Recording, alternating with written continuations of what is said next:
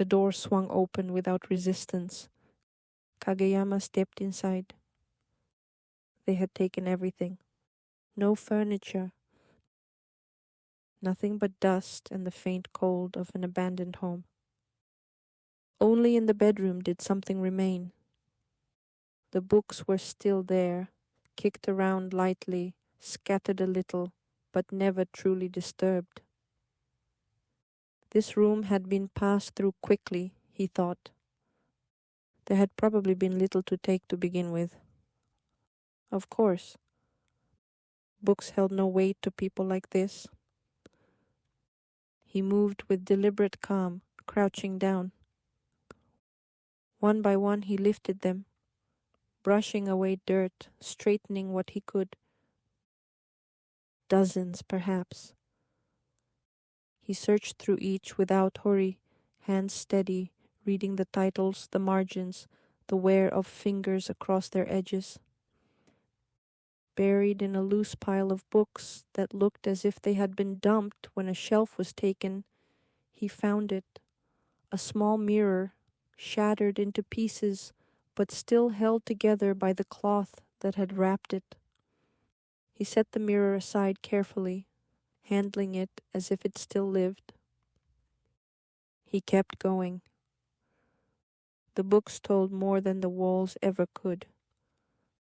Some were worn from time and hands, but one stood out. Its spine was more broken than the others, the pages softened from years of being turned, closed, turned again. Every page had beautiful dragons and Russian cursive writing, the ink fine, the shapes flowing like water. Even the pages themselves looked as though fingers had traced over all the images, pausing here and there, as if in thought. The dragon book. Of course, he thought. He spoke aloud, voice low, fighting against the tightness in his throat. Fighting the blood in my veins, my face a shadow of a dragon. He closed the book with quiet reverence. Dark mirror, he said. The series Silas had loved. The series he had written his life into. The series is each a variation in visually representing the poem, while also using a dragon each time as the poem mentions dragon, and using a stone from his dark mirror rock. The dark mirror rock Silas found deep in the woods and cut and polished himself into over a dozen cabochons. When working it, he discovered its toughness, which made him think it might be jade. Silas had it tested. It was far more precious. It was an alkaline rock with jade-like toughness and a bizarre mineral composition, and after formation was hydrothermally altered, combined with it having a pattern being so strange, everyone agrees it's unique to all known rocks. After he disappeared, there had been much discussion on just how rare it was. Most agreed it was a 1 in a trillion. That became a phrase that stuck.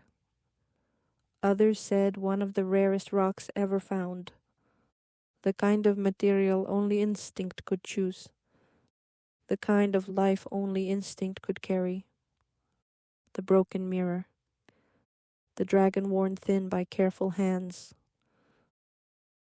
The patience of a face cast into bronze that had not been made beautiful, only made true. He set the mirror carefully beside the book and studied them both again. It was clear the dragon book had been handled more than the others, not just read but lived with.